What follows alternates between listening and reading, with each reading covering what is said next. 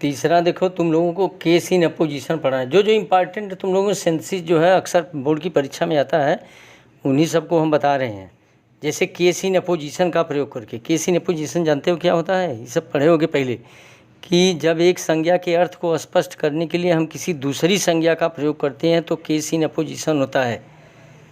जैसे Mahatma Gandhi was a great leader, he is called the father of the nation. तो महात्मा गांधी को कोई नहीं जानता, लेकिन अगर कहा जाए कि the father of the nation तो सब लोग जान जाएंगे महात्मा गांधी राष्ट्रपिता थे। इसलिए महात्मा गांधी लिखने के बाद कामा लिखा जाता है, फिर जो है दूसरी संज्ञा का प्रयोग अर्थात the father of the nation का प्रयोग करेंगे, या ए ग्रेट लीडर का भी प्रयोग कर सकते हो। इसका बना सकते हो कि Mahatma Gandhi the father of, comma देकर the father of the nation was a great leader. अथवा इस तरह भी बना सकते हो कि Mahatma Gandhi a great leader is called the father of the nation. माने महात्मा गांधी के अर्थ को स्पष्ट करने के लिए हम जो है उनको एक ग्रेट लीडर भी दिखा सकते हैं, या the father of the nation माने राष्ट्र के पिता भी। अर्थात महात्मा गांधी जो नहीं जानता वो उसको जो है यदि कहेंगे कामा देकर कि वो राष्ट्र के पिता तो वह समझ जाए कि महात्मा। उसी तरह दूसरा उदाहरण जैसे देखो, Valmiki was a great Sanskrit poet, he wrote the Abhijnana Shakuntalam. तो वाल्मीकि के बाद जो है ए ग्रेट संस्कृत पोएट भी लिख सकते हो, Valmiki a great Sanskrit poet wrote Abhijnana Shakuntalam. या लिख सकते हो कि Valmiki the writer of Abhijnana Shakuntalam was a great Sanskrit poet. अर्थात वाल्मीकि के अर्थ को स्पष्ट करने के लिए जो है हम दूसरी संज्ञा का प्रयोग करते हैं।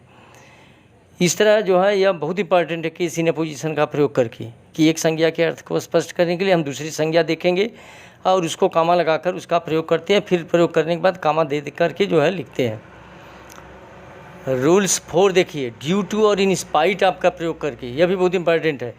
ड्यू टू माने होता है कारणवश, इन स्पाइट ऑफ माने बावजूद। दो या दो से अधिक वाक्यों में हम ड्यू टू और इन स्पाइट ऑफ का प्रयोग करके भी एक वाक्य की रचना कर सकते हैं। जैसे जो है एग्जाम्पल देखो, it was raining hard, he did not go to school. माने तेज़ वर्षा हो रही थी, वह स्कूल नहीं गया। अब इसमें ड्यू टू का प्रयोग करेंगे कि ड्यू टू रेनिंग हार्ड माने तेज़ वर्षा होने के कारण he did not go to school. अब इसी में जो है दूसरा उदाहरण देखो, it was raining hard he went to school. तेज़ वर्षा हो रही थी, वह स्कूल गया।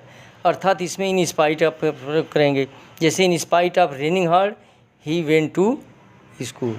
उसी तरह हम बहुत सा उदाहरण इसमें due to in spite of का देख सकते हैं। जैसे he did not work hard he failed, due to not working hard he failed.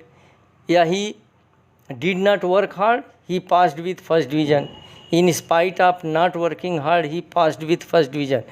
इस तरह हम ड्यू टू और इन स्पाइट ऑफ का प्रयोग करके एक वाक्य रचना कर सकते हैं। ये बहुत इंपॉर्टेंट है, इसको ध्यान से देखना जो है।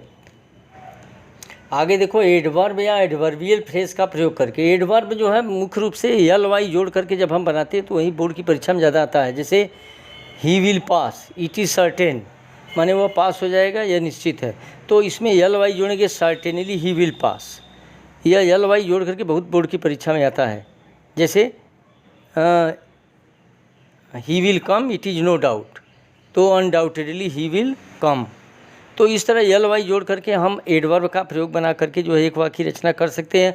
अथवा केस इन अपोजिशन, अथवा जो है एडवर्बियल फ्रेज। एडवर्बियल फ्रेज क्या होता है? माने क्रिया विशेषण वाक्यांश। जैसे in the hotel, he met me in the hotel, I saw him swimming in the river, in the river, in the hotel, in the garden. यह जो है एडवर्बियल फ्रेज कहलाता है। जैसे एक उदाहरण है, ही मेट मी, वह मुझसे मिला, he was in the hotel.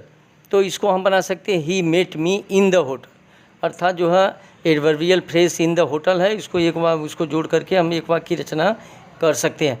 कुछ अब हम इससे संबंधित कुछ एग्जाम्पल दे रहे हैं, एक्सरसाइज, जिसको तुम लोग हल करोगे। जो उसके बाद जो है फिर इसमें जो सिंपल सेंटेंस में जो इम्पॉर्टेंट और नियम 3-4 ठो उसको बताएंगे।